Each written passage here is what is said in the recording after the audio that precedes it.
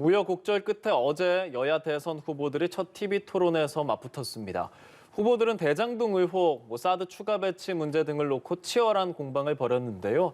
하지만 예상과 달리 후보 가족 관련한 의혹은 거론되지 않았습니다. 이번 토론 현재 대선 판세에 어떤 영향을 주게 될까요? 관련 내용 포함한 정치권 이슈들 최창렬 용인대 교수, 김형준 명지대 교수와 함께 짚어보겠습니다. 두 분 어서 오십시오. 네, 안녕하세요. 네, 대선 후보 4인의 첫 TV 토론회가 열렸습니다. 네. 워낙 토론이 귀한 대선이다 보니까 많은 국민적 관심 속에서 열렸는데요. 이 지상파 3사 시청률의 총합이 거의 40%에 육박했다. 이런 분석도 나오고요. 세세하게 살펴보기 전에 먼저 두 분의 총평부터 듣고 시작을 하겠습니다. 먼저 최 교수님 어떻게 보셨습니까? 이제 어제가 이제 정당이 합의한 토론회고 앞으로 이제 3번이 남았어요. 이제 법정 토론회가 3번 남았는데 이번 선거가 이제 어느 때보다도 이 토론회가 영향이 클 것이다. 그 이유는 이제 후보들의 특히 이제 이재명 후보와 윤 후보, 윤석열 후보의 그 승부가 지금 박빙으로 진행이 되고 있기 때문에 토론이 변수가 될 거다라는 전망이 일반적이에요. 저도 그렇게 생각하고. 근데 어제 전반적으로 볼 때는 크게 특정 후보에게 막 기울은 것 같지는 않았어요. 그러니까 지난 19대 대선 때는 문재인 후보와 이제 홍준표 후보, 그 당시 홍준표 후보는 물론 여당이었습니다만 그 후보를 지지하다가 바꾼 유권자가 별로 많지 않았어요. 그대로 지지한 후보가 거의 90% 이상이었는데 그게 한국정치학회가 낸 보고서에 의하면 그래요. 그런데 이제 또 부동층이 토론회를 보고 마음을 정한 유권자가 꽤 있었어요. 지난 대선 때. 네. 이번 대선 때도 좀 그렇게 될 것 같은데 적어도 어제 토론회를 가지고는 뭐 후보를 바꿨다든지 지지 후보를 그리고 아직 마음을 정하지 못한 유권자가 특정 후보에게 마음을 줬다든지 그런 것들은 좀 상대적으로 제한적이지 않았겠는가. 일단 네거티브 글쎄 뭐 대장동 그 얘기를 네거티브로 봐야 될지 저는 뭐 그건 하나의 검증 대상으로 보는데 그게 좀 나오긴 나왔습니다만 전반적으로 정책 토론회가 주였어요 어제는. 그러다 보니까 후보들 간에 물론 치열한 정책 간의 극명한 차이도 나온 부분도 있긴 있어요. 안보 분야라도 그것도 그렇고 여러 가지로. 노동이사제 같은 거, 윤 후보와 이제 안철수 후보와의 어떤 그 토론도 있고 그랬었는데 아무튼 전반적으로는 생각보다 그렇게 특별하게 상대방의 의혹을 입증해낼 만한 그런 이른바 게임 체인저 같은 그런 근거를 제시하지도 못했고 모든 후보가 그리고 특별한 말 실수도 없었고 했기 때문에 좀 이른바 좀 평이한 생각보다 그 치열했던 뭐 토론이 분명히 있었습니다만 좀 평이한 그런 측면이 더 강했다. 가 제 느낀 총평입니다. 네, 특별히 큰 한방도 없었고 그렇다고 큰 실수도 없었다, 평이했다라는 평가하셨는데 김 교수님의 관전평 궁금합니다. 뭐 일단은 서로 네거티브를 지향했다는 면에서는 좀 바람직하다고 보는 거죠. 근데 토론을 왜 하죠? 이 토론을 통해서 후보자들 간의 차별성과 그리고 더 누가 더 대통령다움을 갖고 있느냐라는 당당함을 갖고 있느냐 이런 거를 평가하고 누가 정말 그동안 준비를 잘 했는지 대한민국을 이끌어갈 나름대로의 비전이 있는지 이런 걸 보고 국민들이 평가를 하기 위해서 토론을 하는 거 아닌가요? 그런 면에서 봤을 때 어저께 토론은 뭐 최 교수님은 굉장히 이제 평이하고 그리고 뭐 차분했다고 얘기하지만 아주 냉정하게 저는 평가를 해보면 이번 토론은 굉장히 실망스러운 거예요. 왜 그러냐면 토론이 한 토론에 불과하다. 지금 자유주제를 했었고 부동산도 했었고 일자리 성장 외교안보라는 내가 주제를 가졌는데 본질에서 나온 게 하나도 없어요. 일자리 성장이라면 지금 대한민국의 잠재 성장력을 어떻게 높이고 더 나아가서 국가 부채를 어떻게 조정을 해서 미래에 대한 일자리를 만들 것이냐에 대해 나와야 되는데 전부 다 나오는 게 대부분이 소상공인에 대한 것을 어떻게 지원을 할 거냐 추경 예산을 어떻게 할 거냐 아주 세부적인 것만 가지고 나왔기 때문에 본질이 사라진 거예요. 자, 부동산 정책과 관련돼서 지금 모든 후보들이 대부분이 공감하고 있는 부분이 뭐냐면 공급을 확대하는 겁니다.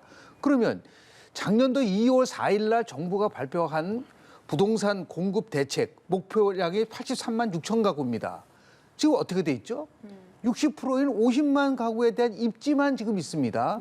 그러면 앞으로 어떻게 당신들 300만 명, 200만 가구를 한다고 한다면 어떻게 공급할 것이냐에 대한 얘기를 해줘야 되는데 그런 얘기를 싹 빠지고 다른 무슨 뭐 가지고 격가지를 가지고 얘기를 했기 때문에 이 본질은 사라졌다. 지금 우리가 얘기하는 외교 안보에서 북한의 도발에 대한 얘기는 전혀 하지 않고 그냥 뭐 사드 배치가 어땠느니 뭐 선제 타격이 어땠느니 이런 거 아닌가요? 그럼 북한이 도발한 것을 인정한다고 한다면 그 부분에 대한 책임은 왜 안 묻죠? 이 정부는 왜 그 부분에 대해서 무엇을 했는지를 물어봐야 되는 거 아닌가요? 이런 본질적인 문제는 다 제껴놓고 나서 그냥 일반 주제와 관련된 평의하는 거로 가지고 얘기하다 보니까 토론 끝나고 나서 우리가 보통 어떤 평가를 많이 써요? 잔상 효과. 뭐가 남아있어야 되거든요. 뭐가 남아있다는 거죠? 저는 2시간 동안 끝나고 나서 아무것도 하나도 남아있는 게 없더라고요. 그나마 그래도 안철수 후보가 얘기했었던 국민연금 포함해서 연금 개혁을 하자. 그건 잔상으로 남잖아요. 그거 이외에 있나요? 그러면서 굉장히 실망스러운 토론이었었고요. 이런 식으로 가져간다고 한다면 저 토론을 통해서 뭔가 좋은 정보를 가지고 선택을 할 수 있을 거라는 그런 기대는 저는 접어야 될 거라고 저는 봅니다. 그러면 실망스러운 토론이었지만 그나마 선전한 후보는 안철수 후보로 왜 그러냐면 국가 미래와 관련돼서 비록 표는 얻을지는 못하지만 그 슈레더 총리 같은 경우에 독일의 슈레더 총리가 개혁을 통해서 유럽의 병자선 독일을 끌어올리고 자기는 선거에서 졌어요. 그래서 메르켈 총리가 이제 취임을 하게 되고 오늘날의 아주 강력한 독일을 만든 거와 마찬가지로 좀 대한민국의 미래와 관련된 부분들에 대해서 집중을 좀 해야 되고요. 더 나가서 핵심적으로 각각 후보들이 얘기해서 몇 가지 무슨 뭐 아주 구체적인 용어 뭐 ER 100이 어떤 이걸 가지고서 서로 공방할 때가 아니지 않습니까? 네, 그런 면에서 봤을 때 IR 100 이런 부분 속에서 나름대로 조금 더 아쉬운 점이 굉장히 많았었다라고 볼 수가 있는 것이죠. 예. 최 교수님은 그래도 좀 성적을 정해보자면 누가 좀 선전했다고 보세요? 그래서 지난 대선 얘기를 제가 또 꺼내면 그때 나온 이제 수치도 심상정 후보가 44%가 나왔어요. 가장 잘했다라는 거였고. 토론을 잘했다라는 네, 수치가요? 지난 대선 때 얘기해요. 지난 대선 토론 때 19대 때. 그다음에 유승민 후보였거든요. 예. 근데 어제도 역시 심상정 후보가 상당히 날카로운 질문을 많이 하더라고요. 특히 심상정 후보가 이재명 후보에게 대장동 그 개발 사업 의혹 사건에 대해서 민간 투기 세력과 결탁한 거냐, 아니면 무능한 거냐 이렇게 질문을 했단 말이에요. 네. 그러니까 상당히 날카로운 질문이에요. 근데 이제 거기에 대해서 이재명 후보는 국감 때 했던 논리, 공공개발을 국민의힘이 막았다라는 거, 그리고 그런 와중에도 아무튼 민간에게 이익을 챙겼다. 민간의 이익을 가지고 왔다. 이런 얘기를 하는데 그런 부분도 그렇고 사드 배치에 관련된 것도 그렇고 전반적으로 심상정 후보가 역시 어떤 논점을 잘 짚어내는 측면에서 볼 때는 굳이 성적을 네 후보 중에서 매긴다면 저는 심상정 후보가 가장 잘한 거 아닌가. 나머지 세 후보는 뭐 다 이제 앞으로 얘기를 나누겠습니다만 누가 제일 잘했냐고 물어봤으니까 저는 그렇게 대답을 일단 하겠습니다. 예. 본격적인 토론의 발언들을 좀 짚어볼 텐데요. 대장동 의혹 관련한 설전이 좀 있었습니다. 이거에 대해서 윤석열 후보뿐 아니라 심상정, 안철수 후보도 좀 공세에 가담하는 모습이었거든요. 함께 보시죠. 3억 5천만 원 투자한 사람에게 배당받을 수 있는 최상한선이 캡을 씌우지 않고 이렇게 설계를 했다는 것 자체가 이게 문제 있는 거 아닙니까? 저축은행 대출 비리는 왜 봐줬을까? 우연히 김만배의 누나는 왜 아버지의 집을 샀을까? 내가 입만 뻥끗하면 윤석열 후보는 죽는다. 이런 말을 왜 할까? 제 질문에 대해서 자꾸 이렇게 다른 걸 얘기를 하신 거 보니까 여기에 대해서 답을 못 하시네요. 응? 여기는 특검 뽑는 자리가 아닙니다. 아니, 결국은 본질은 1조 원에 가까운 이익이 민간에 갔다는 게 제일 큰 문제죠. 그러니까 지금 이 사건이 굉장히 단순하거든요. 네. 이재명 후보가 투기 세력과 결탁한 공범이냐 아니면 활용당한 무능이냐 둘 중에 하나예요. 네, 토론 첫 주제가 부동산이었는데요. 윤석열 후보는 첫 질문부터 이 대장동 의혹을 파고 들었습니다. 또 자유 주제에서 주도권 토론 7분 시간도 모두 대장동 의혹에 할애를 했습니다. 윤 후보의 대장동 공세 유효했다고 보십니까?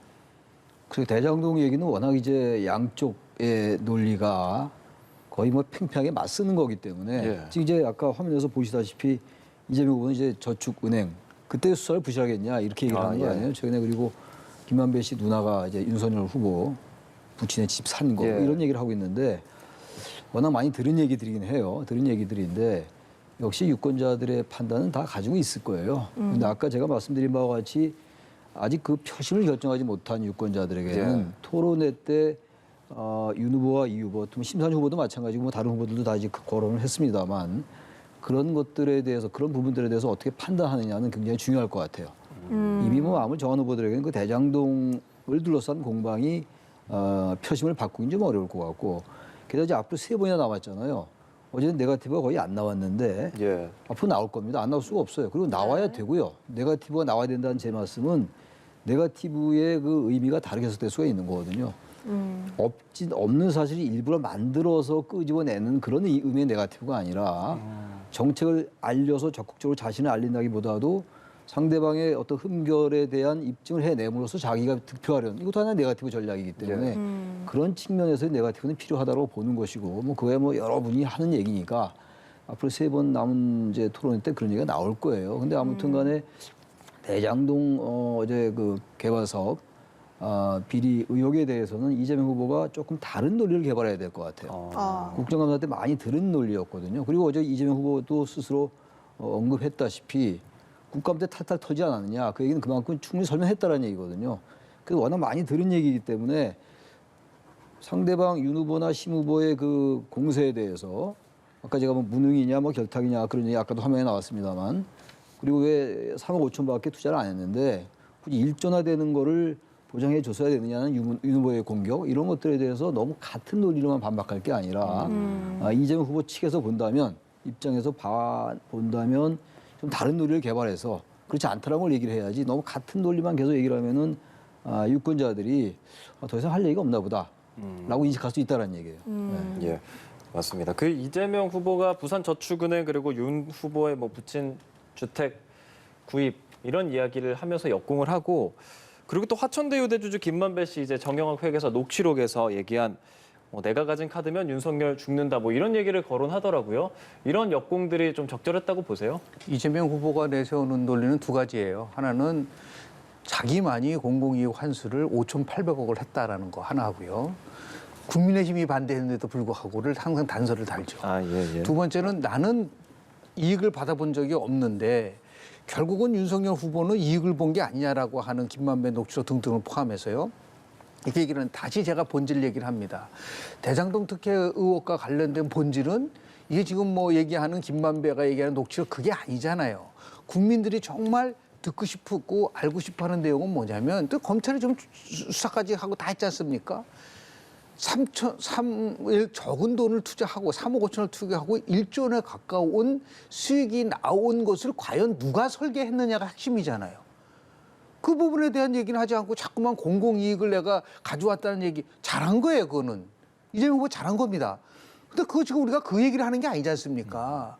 어떻게 해서 이렇게 막대한 나름대로 이익을 가져오게 하는 그 설계를 어떻게 했고 거기 관여자가 누구냐는 것을 알아내는 게 문제인데 왜 엉뚱하게 다른 얘기를 하느냐라고 국민들이 비판하는 겁니다.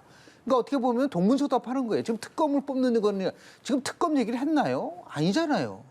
그런 면에서 보면 정직해야 된다. 예를 들어서 정말 본인이 대장동 특혜 의혹과 관련돼서 한 점의 의혹도 없다고 한다면 내가 만약에 대통령 돼서 이 대장동 특혜 의혹과 관련된 일이 잘못이 나왔다고 내가 대통령직을 내놓겠다. 이런 식으로 나가야죠. 그렇지 않고 다른 걸 가지고 자꾸만 물타기를 하려고 한다고 한다면 이 문제는 해결이 안 되는 거예요. 그러면서 봤을 때 자꾸만 이거를 대장동 특혜 의혹에 대한 부분들을 거기서만 끝나지 말고 이거를 통해서 그럼 우리가 받을 수 있는 교훈은 뭐냐? 이를 가져가줘야 되는데 대장동 하나만 가지고서만 가져가다 보면은 부동산 관련된 얘기 나오는데 대장동이 나왔다는 얘기는 뭐냐면 이 개발을 통해서 엄청난 이익이 올 수 있는 거를 어떻게 막아낼 것이냐에 대한 부분들도 같이 얘기를 해줘야죠. 예. 그러면서 봤을 때 저는 이재명 후보는 이 부분에 대해서는 정확하게 바뀐 게 하나도 없어요. 뭐 그렇게 많이 국정감사 때 얘기를 했다고 얘기를 하고 있지만 그렇다고 속 시원하게 나오고 특검을 그러면 왜 못 받죠? 당당하게 당시 얘기를 해서 특검을 받으면 되잖아요. 그렇게 아무런 의혹이 없다고 한다면 그것도 안 되고 있으니까 이런 면에서 의혹은 계속 나올 수밖에 없다는 말씀 좀 드립니다. 네, 여야 후보 모두 특검을 받겠다고는 했지만 상당히 내탁 공방으로 흐르고 있는 모양새긴 합니다. 정말 본인이 이 부분에 대해서 한 점의 의혹도 없고 한다면 지도부를 설득을 해야죠.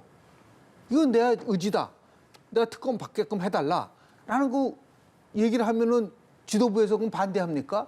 대선 후보가 얘기를 하는데 그럼 마찬가지죠. 야당도 그런 식으로 따진다고 한다면 자 부산저축은행과 관련된 부분에 문제가 있다. 포함시키자. 그렇게 해서 전반적인 것에 관련돼서 대장동 관련돼서 특검을 받자고 하면은 문제는 다 끝나는 거예요. 그렇지 않고 피해 나가다 보니까 나는 특검에 대한 얘기를 했는데 상대방이 그걸 안 받아준다 이런 식으로 얘기를 하니까 믿을 수가 없다라는 그런 결론에 도달하게 되는 거죠. 네. 그리고 후보들은 외교 안보 분야에서 강하게 충돌했습니다. 네. 최근 논란이 되었던 윤석열 후보의 사드 수도권 추가 배치, 또 선제 타격론에 대한 공방 듣고 대담 이어가겠습니다. 사드 배치 이거 고고도 미사일 방어 체계인데 수도권에 하면 고고도 미사일은 해당이 없습니다. 왜 그걸 다시 설치해서 중국의 반발을 불러와서 경제를 망치려고 하는지 거기에 대해서 얘기가 없다가 오늘 그 롱샘이라고 하는 그 어느 정도 중고도를 요격하는 저 시스템을 개발해야 된다고 말씀을 하셨는데 북한에서 수도권을 겨냥할 경우에는 고각 발사를 하는 경우가 많기 때문에 당연히 수도권에 필요합니다. 저는 이게 대통령 후보로서 매우 경솔을 한 발언이라고 생각합니다. 여하튼 국민들은 정치초년생 윤석열 후보가 이렇게 선제 타격을 운운하면서 전쟁 가능성을 거론한 것에 대해서 매우 불안해하고 계십니다. 전쟁을 하려는 것이 아니라 전쟁을 억제하기 위해서 네, 어제 토론도 받고 방금 우리가 발언도 들어봤지만 뭐 공약에서 비슷한 행보를 보이는 경우도 있지만 특히 남북 관계 사드 배치 안보에 있어서는 확실히 가치관의 좀 차이가 느껴지는 것 같아요. 김 교수님 어떻게 들으셨어요? 실제로 보면은 두 가지가 좀 빠져 있어요. 지금 이재명 후보가 얘기하는 한국형 새로운 미사일 체제를 만들고 사드는 필요 없다라고 할 정도로 얘기를 하고 계신데 그게 내일 개발이 되나요? 1년 후에 개발이 되나요? 그리고 개발되는 동안 만약에 북한이 도발을 해서 했을 때는 어떻게 막죠? 왜 그런 방법에 대한 얘기를 하고 있지를 않죠.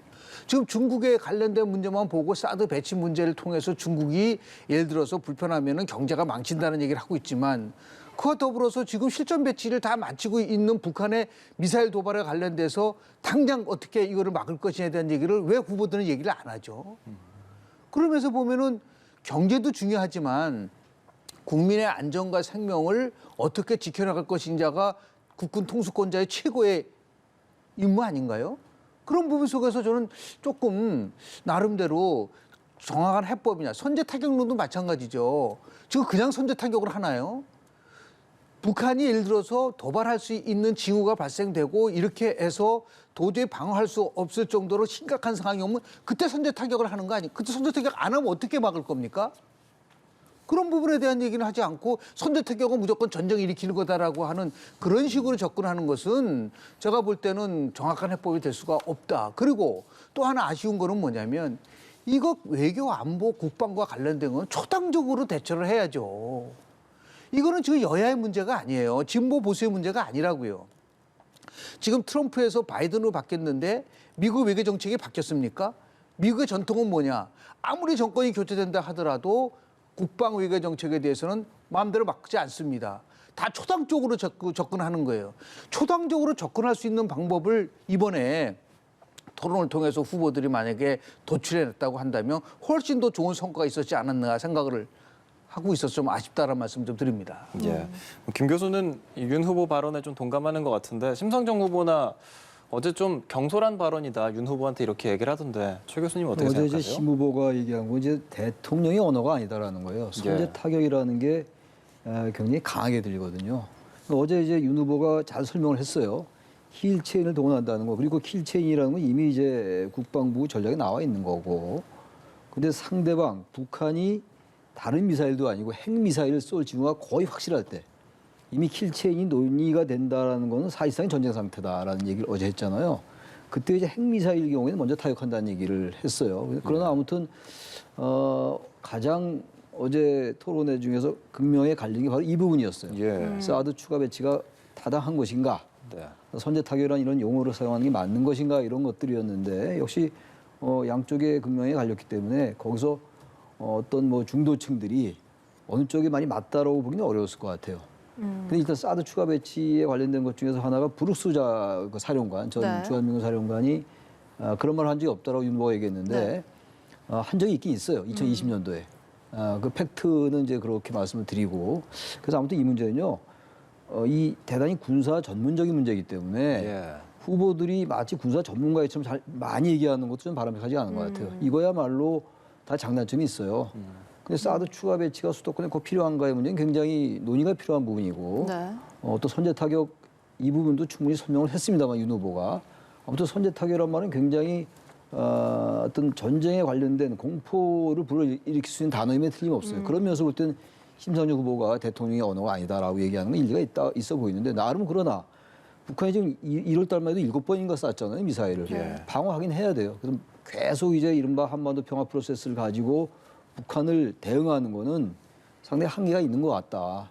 물론 북한이 나름대로 전략을 가지고 한다 하더라도 또 미국을 의식해서 한다 하더라도 적어도 막연하게 문재인 정부가 추구했던 거를 후보들이 얘기하는 것도 지금 그야말로 진보 우세 문제가 이건 아니잖아요. 그래서 너무 과도하게 안보 특히 군사 아주 전문적인 분야들을 후보들이 다 아는 양 얘기하는 거는 좀 자제할 필요가 있다라고 생각을 합니다. 네, 안보 분야에 있어서는 확실히 후보들마다 좀 생각의 차이가 느껴졌고요. 네. 또 어제 토론에서 윤석열 후보에게 뭐 아리백 그리고 뭐 청약 점수 이런 질문들이 좀 오갔었거든요. 그에 대해서 윤 후보가 뭐라고 답했는지 함께 보시죠. 그러면 떨어진다 이런 얘기죠. 이 아리백에 대해서는 어떻게 대응하실 생각입니까? 네. 아리백에 대해서는. 아리백이 뭐죠? 윤 후보님께서 청약 점수 만점이 몇 점인지 아십니까? 40점으로 알고 있습니다. 예, 84점인데요. 84점. 그럼 혹시 저 윤 후보님께서 작년에 서울 지역 청약 커트라인이 어느 정도인지 혹시 아시는지요? 글쎄 뭐 거의 만점에 거의 다 돼야 되지 예. 않겠습니까? 62.6점입니다. 네, 이렇게 생소한 용어들이 일부 등장하면서 작년에 일순 장학 퀴즈 분위기가 형성이 되기도 했습니다. 이렇게 이재명 후보가 어려운 용어가 포함된 질문을 던지자 윤 후보가 그 의미를 다시 되묻는 이런 장면이 펼쳐지기도 했는데 교수님께서는 이 단어들 의미 알고 계셨습니까? 저도 정확하게 재생에너지라는 거는 우리가 어느 정도는 알지만 그게 아리백이라든지 이런 특수한 용어 같은 경우에 대한 이해는 그렇게 많지는 않아요.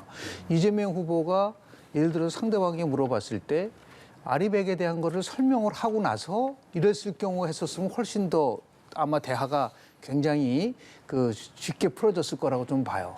그런데 마치 자기는 아리백을 아는데 너는 왜 아리백을 모르느냐. 그래서 너는 대통령 할 자격이 없다. 그 단순한 거 하나 가지고서 평가를 할 수는 없는 거죠. 그러니까 달리 얘기하면 뭐 예를 들어서 자기만 알고 있는 거를 딱 가지고 벼랑간 물어봤을 때 그걸 가지고 평가를 할 수 있는 거가 될 수 있나요? 이제 그런 부분들 핵심은 과연 원전과 관련된 얘기를 하면서 재생에너지 문제와 관련된 그 탈원전과 관련돼서 또 지금 이재명 후보는 감원전을 좀 얘기를 하고 있기 때문에 또 탄소세에 관련된 얘기를 하고 있는데 이런 것들이 전반적으로 국가 경쟁력과 더불어서 앞으로 대한민국의 미래를 어떻게 끌고 갈 것이냐에 대한 문제를 가지고서 토론을 한 거기 때문에 용어에 대한 나름대로의 알고 모르냐 그걸 넘어서서 훨씬 더 2050년까지 갔을 때 우리가 지금 얘기하는 목표량을 훨씬 더 높였을 때요. 이게 기업이 과연 경쟁력을 가질 수 있느냐 이런 문제까지도 접근해야 되는 거 아닌가요? 그렇게 해야지 균형 잡힌 거가 되는 거지 무조건 지금 얘기하는 기후 환경 변화에 따른 나름대로 대책만 얘기했을 때 올 수 있는 그러면 중국이라든지 미국 같은 경우가 왜 그 부분에 대해서 지금 주저주저하고 있죠? 이런 부분들도 같이 논의가 돼야지 균형 잡힌 시각이 잡혀지지 않을까라는 생각을 좀 합니다. 네, 다만 이 청약 점수 만점이 몇 점이냐 이 질문을 몰랐던 것은 좀 지도자 자질이 부족한 게 아니냐 이런 지적이 나옵니다. 실제 당내 경선에서 주택 청약 관련 실언이 있었잖아요. 뭐 실언이라고 보기보다는 잘 모르는 건데 청약 점수를 모르는 분이 많을 거예요. 근데 저는 알아요. 왜 하냐면 제가 한번 청약을 받아보려고 작년에. 근데 결국 뭐 안 되더라고. 그래서 그때 저는 그때 알았어요. 그러니까 그렇게 안 해보면은 모를 수 있어요. 그러나 이 주택 문제는 워낙 예민한 문제고 부동산 문제이기 때문에 네. 저 부분은 좀 아쉬워 보여요. 적어도 그건 뭐 다른 전문 지식, 아리백을 아느냐 모르느냐, 텍소노미 이런 것들은 넘어갈 수 있는 부분들인데 적어도 청약 점수 같은 경우는 상당히 거기에 관심을 가지면 알 수 있는 부분들이거든요. 특히 이번에 대선에서 부동산 문제가 워낙 예민한 문제고 LH 사태부터 그랬잖아요. 그렇다면 뭔가 거기에 조금 더 관심을 가졌으면은 알 수 있었을 문제인데 그래서 지금 뭐 다 각 후보들이 다 주택 공급을 다 얘기하고 있단 말이에요. 뭐 네. 반값 원가 주택도 얘기 나오고 이러는데 적어도 그러한 부분들이 진정성 있게 보이려면은 정말 서민들 정말 집을 옮기려는 사람들 그러니까 청년들만이 집 문제가 아니거든요. 아주 작은 아파트에서 좀 큰 데로 옮기고 싶은 사람도 있을 것이고 네. 뭐 큰 데라는 게 60평, 70평 얘기하는 게 아니라 한 20평대에서 30평대로 옮기고 싶은 사람도 있다고. 근데 제가 이거 청약 그때 좀 들어가서 해보려고 시도해봤는데 예. 전혀 안 돼요. 될 수가 없죠, 저 같은 경우는. 아까 84점에 택도 없죠. 네. 그게 제가 이제 알았던 건데 좀 그래서 조금 더 전문 지식이 반드시 필요한 건 아니라 하더라도 상당한 수준의 저는 그런 부분들이 유권자들에게는 영향이 있을 수 있다고 해요. 단 그러나 아까 우리 김 교수님 지적을 잘했는데 아리백이 딱 아는 걸로 기정사실하고 물어보니까 윤 후보가 당하면서 물어봤잖아요. 예. 근데 그거는 상대에 대해서 친절한 태도는 아닌 것 같아요. 근데 그럼에도 불구하고 윤 후보도 그런 부분들에 대한 답변이 좀 있어야 돼요. 근데 그때보다 물어보면은 그때 말씀처럼 국민의힘 경선 때도 그런 일이 좀 종종 있었잖아요. 네. 홍준표 후보가 약간 뭐 비아냥으로 지금 물어보고 있던 게 기억이 네. 나는데 수소인가요? 그러니까 윤 후보도 조금 앞으로는 이제 그 세분화된 분야별로 필요한 용어들이 있을 거예요. 그건 좀 알 필요가 있어요. 아무리 대통령 후보라 하더라도 너무 세부적인 거 알 필요 없지 않냐 그러긴 합니다만 아주 기본적인 거 민생과 관련된 것들이 몇 개 있거든요. 네. 하다못해 저기 지하철 요금 같은 거 좀 그런 자체가 중요한 건 아닙니다만 타보면 알 수 있어요. 교통카드를 한번 해보면 알 수 있거든요. 신용카드 놔두고 집에 왔을 때. 근데 그런 부분들을 안 해봤기 때문에 아무리 다른 후보 얘기한 거긴 합니다만 광화문 대통령을 얘기해도 청와대 소재만 광화문에 있으면 뭐합니까? 시민들과 소통한다는 얘기는 시민들의 삶의 아픔을 알아야 된다는 거거든요. 그런 면에서 볼 때 그게 의미가 있는 것이지 그 자체를 알고 모르가 의미가 있는 건 아니겠죠. 네. 네. 그리고 어제 토론회에는 등장하지 않았습니다만 이 후보들의 배우자 리스크 막판 대선 변수로 떠오르고 있습니다. 그간 김건희 씨에게 집중됐던 배우자 리스크가 이제는 김혜경 씨의 과잉 의전, 법인카드 유용 의혹으로까지 번지고 있는데 앞으로 어떤 영향을 끼치게 될까요? 배우자 리스크인지 아니면은 이재명 후보 본인의 리스크인지가 구별이 돼야겠죠. 배우자 리스크에 관련된 부분은 이제 더 이상 국민들은 엄밀하게 따지면 좀 피곤합니다. 그러니까 이 대통령 선거는 후보자 중심으로 가야 되는데 이번에 이재명 후보가 실질적으로 보면 5급 비서관을 그러면 왜 김혜경 씨한테 보좌를 하라고 했죠? 그게 가장 잘못된 거 아닌가요? 공무원이잖아요. 근데 김혜경 씨는 공무원이 아니잖아요. 그럼 혜택을 받을 수 있는 위치에 있지 않잖아요. 그러니까 이제 권한남용이라는 것으로 공격을 받을 수 있는 여지가 있는 것이기 때문에 이거를 과연 그게 김혜경 씨 문제냐 아니면 이재명 후보의 문제냐를 가지고서 공방이 이루어지면 당연히 그거는 이재명 후보한테는 불리한 악재일 수도 있는 그런 가능성은 있죠. 네. 최 교수님께서는 이번 논란 표심에 어떤 영향을 주실 거라 보십니까? 저는 부정적 영향을 줄 것 같아요.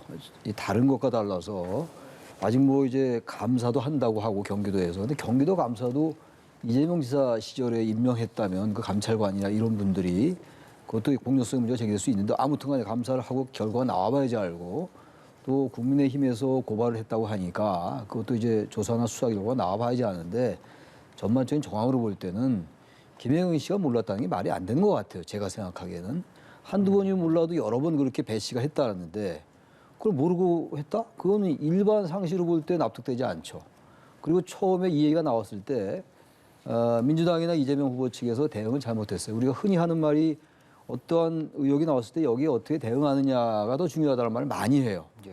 근데 민주당은 뭐 전혀 그런 일 없다고 얘기했잖아요. 그리고 나서 김혜경 씨의 해명도 저는 납득하기 좀 어려워요. 저 개인적으로는.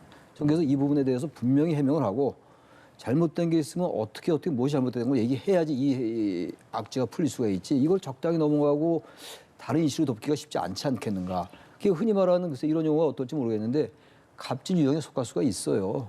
사적 뭐 지금 국민의힘은 권력의 사유화다 이런 말까지 나오잖아요. 네. 그러니까 이게 진실이 밝혀져야 되겠습니다만 이 부분은 분명히 얘기를 해야 되고 이재명 후보가 책임을 지겠다고 얘기를 했어요. 네. 그렇다면 이 부분은 좀 보다 민주당이 정말 심각하게 받아들여야 된다. 저는 그렇게 생각합니다. 예, 지금까지 최창렬 용인대 교수 그리고 김영준 명지대 교수와 이야기 나눴습니다. 오늘도 고맙습니다. 네, 고맙습니다.